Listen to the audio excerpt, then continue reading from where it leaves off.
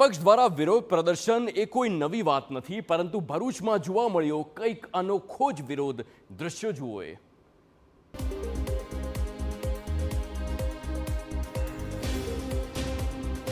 વધતી મોંઘવારી મુદ્દે ભરૂચમાં કોંગ્રેસ દ્વારા વિરોધ પ્રદર્શન કરવામાં આવ્યું, પરંતુ આ વિરોધ દરમિયાન રસ્તા પર જોવા મળ્યા કંઈક અલગ જ દ્રશ્યો.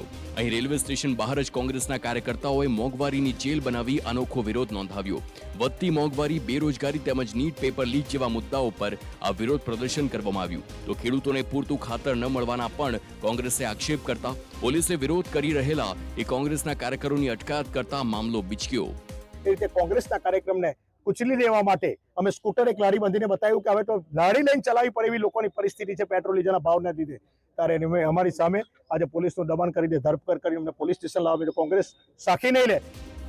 કોંગ્રેસનો આક્ષેપ છે કે સરકાર વધતી મોંઘવારીને ડામવામાં નિષ્ફળ રહી છે. હાલત એવી છે કે લોકોએ વાહનોને બદલે લારી પર ફરવું પડે. તો બીજી તરફ જ્યારે કોંગ્રેસ આ મુદ્દો ઉઠાવે છે તો તેમને દબાવવાનો પ્રયાસ કરાયો.